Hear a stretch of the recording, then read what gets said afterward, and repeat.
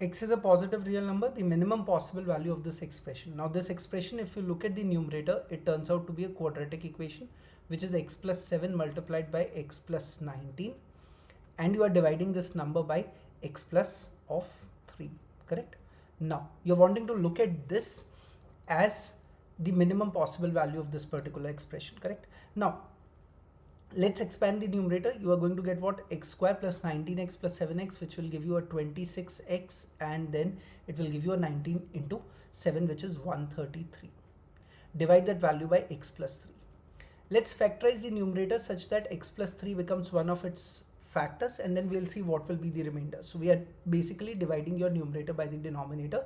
We are saying x plus 3, if I put it over here, then I need an x square. So x plus 3 should be multiplied by x to generate an x square. Then you will have a 3x, and then you need a 26x over here. So you will multiply it by 23 to generate a 23x. And 23 into 3 will give you a 69. And over here you have a 133. So that is going to give me a 64 as a remainder over here. And divide this value by x plus 3. This is what your expression will now look like. Now, if you look at the first term of your numerator, it has got an x plus 3 that will get cancelled out. So x plus 3 times of x plus 23 divided by x plus 3. So x plus 3 gets cancelled out over there. And then you are left with 64 by x plus 3. Right? Now you want to minimize this. Now you have an x plus 3 in the denominator. X is a positive number that we are looking at. Let me rearrange this a little bit more by writing this as x plus 3 plus of 64 by x plus 3 plus of 20. So my expression, which was earlier looking like this, is now looking like this. Out of this 20 as a fixed value, it's a constant value. You want to minimize the value of these two terms, correct? Now, if you look at the product of these two terms, what are we going to get? We are going to get 64. X plus 3 times of 64 by x plus 3.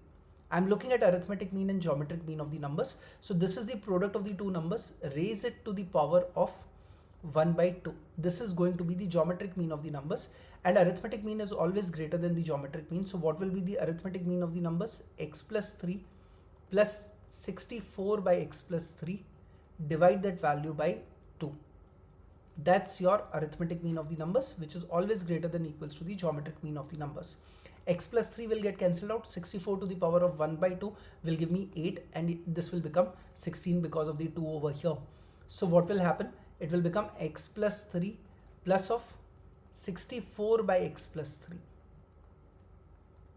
Sum of these two values will always be greater than or equals to 16. You are wanting to look at the minimum possible value of the expression. You have minimized the value of this, which was the variable part of your expression, which is turning out to be what? 16. Plus of 20 will give you the minimum possible value of the expression will be 36 for any positive value of x.